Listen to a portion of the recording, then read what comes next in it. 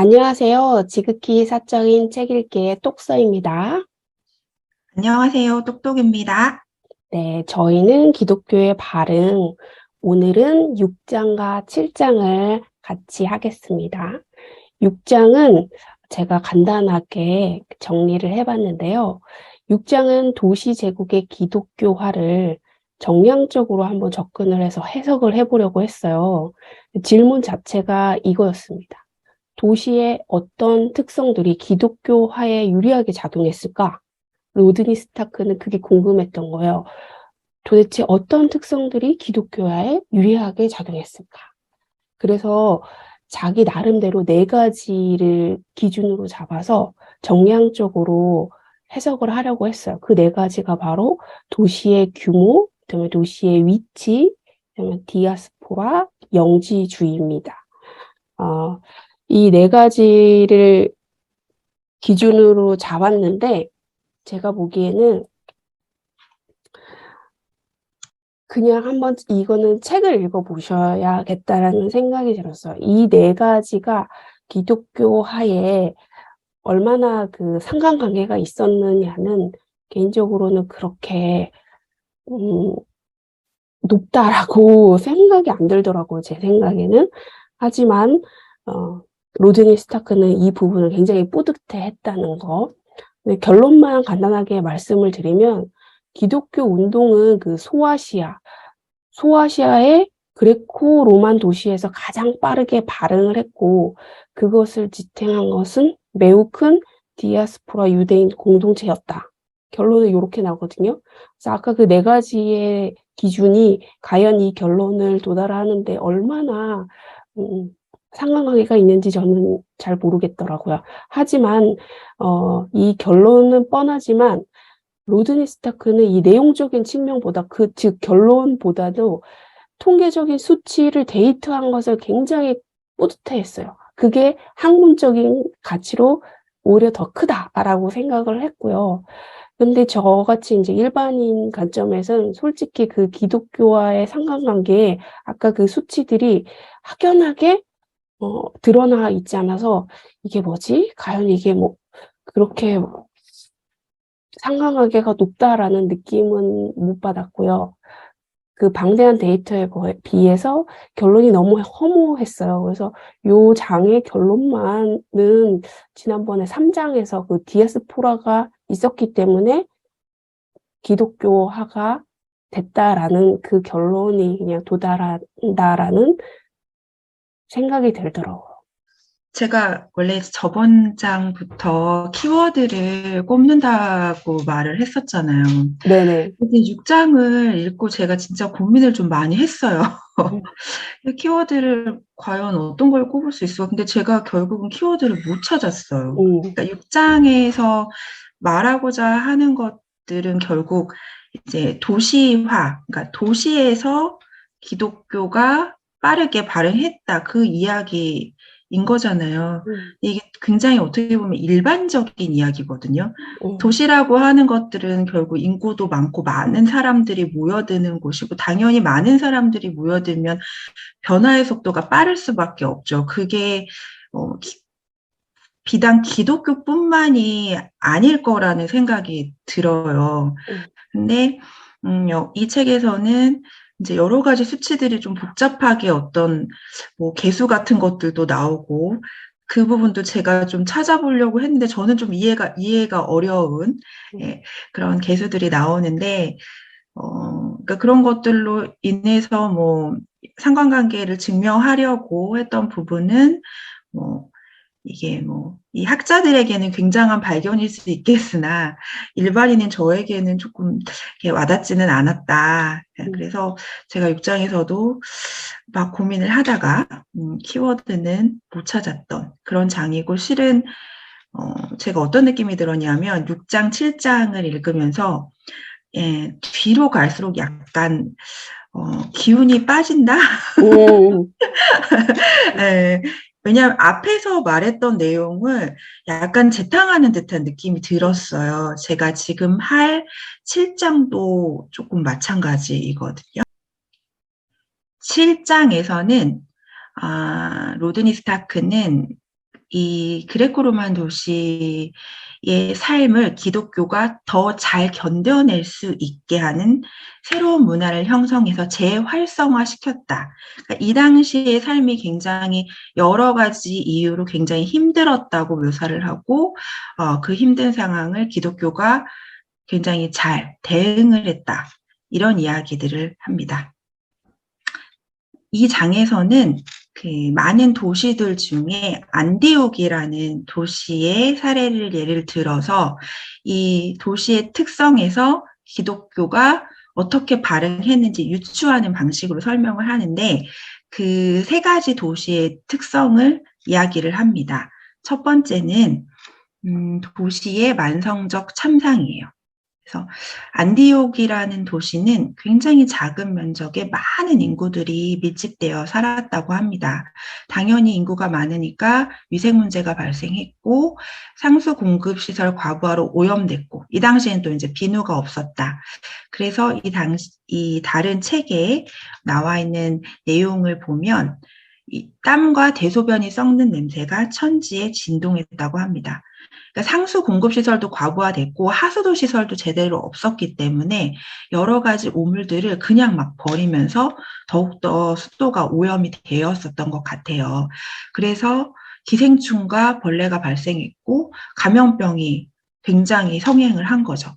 그래서 이때 당시의 도시는 거주민이 너무 살기가 어려운 도시였고 건강이 안 좋았고 또 빨리 죽었습니다. 네, 당연히 우리도 그렇잖아요. 우리가 만약에 예를 들어 건강이 안 좋다. 이러면 굉장히 두려워지잖아요. 우리의 미래가 불확실하니까. 그러니까 이 당시에 살았던 거주민들은 굉장히 불안했던 거예요. 그래서 기독교는 이들에게 희망을 제시했습니다. 그렇게 불안해하지 말아라. 물론 이 기독교의 교리에 대해서는 저도 이 성경을 공부하지 않아서 정확히는 모르겠지만 어떤 희망에 대한 미래를 제시해 줬었던 것 같아요, 기독교가. 그리고 앞에도 역병 때 이야기가 나왔던 것처럼 기독교는 이 많은 사람들을 간호하고 또 구제하고 이런 공동체 역할을 했었기 때문에 이제 그런 부분들에서 어떤 기독교가 여러 사람들에게 도움을 주었다. 이렇게 이야기를 합니다. 두 번째는 사회 혼돈인데요. 이 내용도 실은 앞에서 다뤘던 내용이 다시 한번 나옵니다. 네트워크에 대한 부분이에요. 그래서 이때 이 사회에서는 사람들이 많이 죽잖아요. 네. 그리고 우리가 앞에서도 얘기했던 것처럼 여성들도 낙태나 이런 것들로 많이 죽었다는 이야기들도 나오고, 그러니까 인구가 점점 주니까 어쩔 수 없이 도시를 유지하기 위해서는 외부에서 다양한 인종들의 유입이 필요했던 거죠. 그래서 다양한 지역과 인종의 사람들이 이 안디옥이라는 도시에 모여 살 수밖에 없었습니다. 그러니 이 구성원들 사이에 애착관계 형성이 어려웠겠죠. 너무 다양한 인종이 살았고 다양한 지역에서 이 안디옥이라는 도시로 오게 되니까.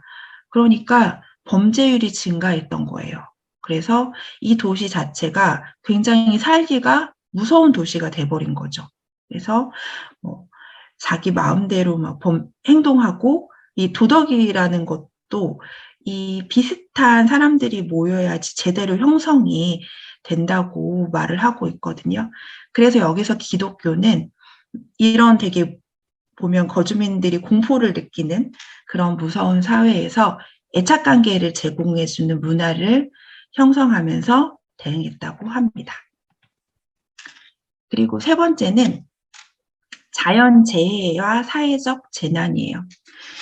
6세기, 그러니까 600년 동안 안디옥이라는 도시에서는 11차례 외부의 침략을 받았고 4차례의 화재가 발생했으며 수백 번의 지진이 발생했고 3번의 역병이 발생했고 6번의 혹독한 기근을 겪었다고 합니다.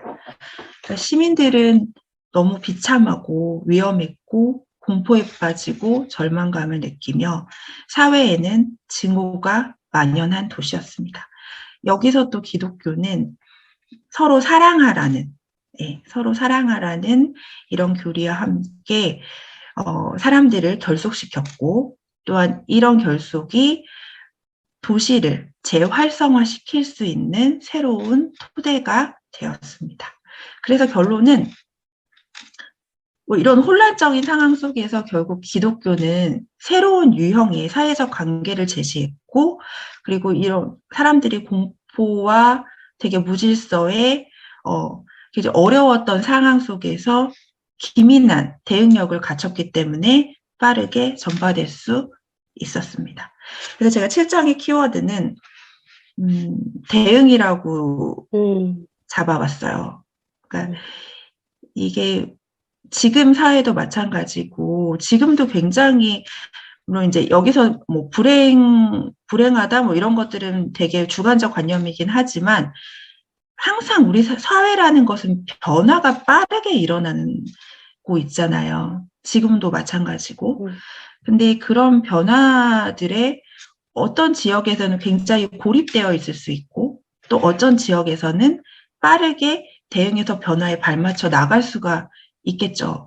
지금도 만약에 우리나라에서도 산속 오지에 굉장히 고립된 어떤 마을이 있다라고 하면, 지금 우리가 이런 코로나 때문에 온라인 어떤 그런 문화가 굉장히 이런 퍼지고 있는데, 이런 것들에 대응하기 굉장히 어려운 지역이 될 수 있었던 것처럼, 기독교가 이 당시에 이런 새로운 변화에 굉장히 무지하고 그저 그냥 어떤 교리만을 설파하는 그런 종교였다면 이렇게까지 사람들의 마음속을 파고들지는 못했을 것이다 라는 생각이 들어가지고 7장에서 기독교의 어떤 그런 특성, 그런 키워드는 대응으로 잡아봤습니다. 저는 7장 읽으면서 로마 제국의 제가 알지 못했던 새로운 도시 문화를 알 수 있어서 되게 신기하다는 생각이 들었어요. 제가 알았던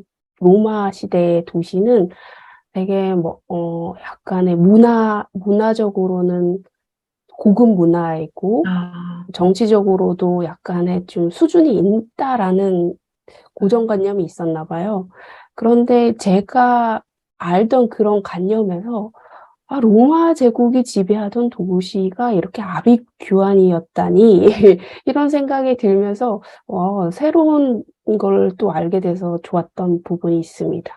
7장에 그 안디옥이 도대체 어디 있는지 궁금하더라고요. 보니까 여기 터키에서 시리아 부근에 있는 곳이더라고요.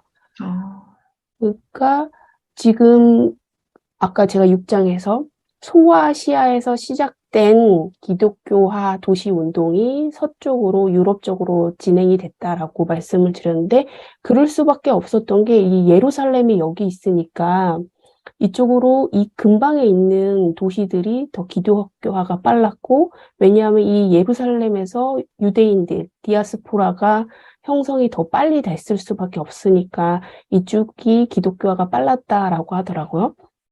특히나 이 안디옥은 굉장히 중요한 지역이었더라고요. 로마 시대에 BC 64년의 로마 시대에는 속주 시리아의 수도가 되었고 헬레니즘 로마 시대의 번영을 이루었는데요. 우리가 잘 아는 사도 바울, 바로 바울이 여기에서 전도 근거지를 마련을 했더라고요. 그리스도교의 이방인 전도 기지로 알려져 있고, 또한 그리스도교를 처음으로 크리스천이라고 부른 곳도 이곳이라고 합니다. 사도행전에서 바울은 3번의 전도 여행을 떠났는데요.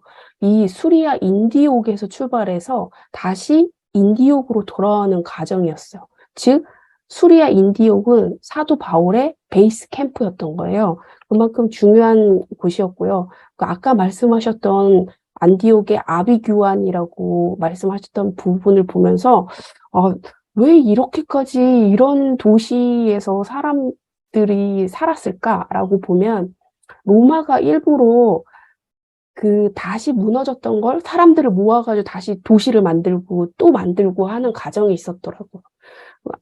아까 말씀하셨던 이 도시는 정말 비참하고 공포가 만연하고 절망적인 도시였어요. 그리고 저는 이 놀랬던 것 중에 한 부분이, 이렇게 분열이 일어날 수밖에 없었던 게 18개의 종족이 한 도시, 이 작은 도시에 살았다라고 해요. 지금 우리가 단일 민족 국가, 뭐 한국인, 외국인들도 살고 있지만 거의 한국인들이 대다수 살고 있는 이 도시에서 18개의 부족이 산다라는 게 상상은 할 수가 없을 것 같아요. 그만큼 분열이 많았던 도시였던 것 같고요. 그리고 평균적으로 사회적 자연적인 재해가 평균 한 15년에 한 번씩 아주 크게 일어났다고 해요. 그 도시가 무너질 정도로 15년에 한 번씩. 그러니까 이 끔찍한 도시였던 거죠. 근데 왜 이렇게 안디옥을 로마 제국은 계속 재건했을까? 그러니까 15년에 한 번씩 크게 무너졌던 도시를 사람들이 그냥 자연스럽게 모여들었던 것도 있겠지만 일부러 재건을 했거든요. 왜냐하면 이 페르시아, 아까 지도에서 봤지만 페르시아 접경 지역으로 엄청난 전략적 중요성을 지닌 안보의 요청지였어요. 그래서 여기를 포기할 수가 없었던 거예요. 그래서 계속 이 아비규환, 공포, 절망, 폭력 이런 게 만연했던 도시를 계속 재건을 할 수밖에 없었던 게 있고요. 그래서 이 기독교가 엄청난 중요한 역할을 합니다. 아까 말씀하셨던 이 도시 문제를 해결하기 위한 새로운 규범과 새로운 유형의 사회적 관계를 기독교가 제시를 해요. 그리고 노숙자와 빈민이 가득한 도시에서 기독교는 구제뿐만 아니라 희망을 제공을 하고 아까 계속 18개 부족에다가 새로운 신착자들이 계속 몰려드는데 그러면 다들 분열이고 낯설었는데 기독교는 새로운 가족의 개념을 제공함으로써 즉각적인 애착관계를 제공을 합니다. 이런 식으로 기독교가 새로운 문화, 새로운 규범, 새로운 유형의 사회적 관계를 제시함으로써 이들이 같이 뭉쳐서 살 수 있게 해준 거예요. 아까는 대응이라는 키워드를 뽑아주셨잖아요. 저는 여기에서 화합이라고 얘기를 하고 싶더라고요. 그러니까 이 분열과 증오와 공포와 폭력이 만연하는 사회에서 너네가 화합을 할 수 있게 새로운 규범을 제시를 해준 거예요. 그게 가만히 생각을 해보니까 사람들이 그 전에는 내 민족, 내 부족, 내 핏줄, 내 가족이라고 이렇게 한정적으로 생각했던 거를 더 크게 우리는 가족이야. 우리는 하나님 아버지를 같이 모시고 있는 가족이야라는 개념을 제시해 줌으로써 사람들의 사고의 확장을 일으켰던 것 같아요. 그래서 우리 인간이 되게 진짜 생각하는 대로 살 수밖에 없는 인간이잖아요. 내가 생각의 범위를 넓혀주는 뭔가가 새로 있지 않는 이상 그 생각대로만 사는데 기독교가 이 생각의 확장을 일으켜줬다라는 생각이 들어서 정말 반드시 사람들이 살려면 어쩔 수 없이 이 안디옥이라는 지옥에서 살려면 이런 기독교의 새로운 정의, 새로운 사고, 새로운 생각의 확장이 필요했겠구나라는 생각이 들었어요. 그래서 전 7장을 당시에 로마의 도시국가가 이러했다라는 것과 그리고 이 기독교가 그 틈새를 파고들 수밖에 없었겠다라는 생각이 들어서 재밌게 읽었습니다. 네, 그러면 오늘은 여기까지 할까요? 네.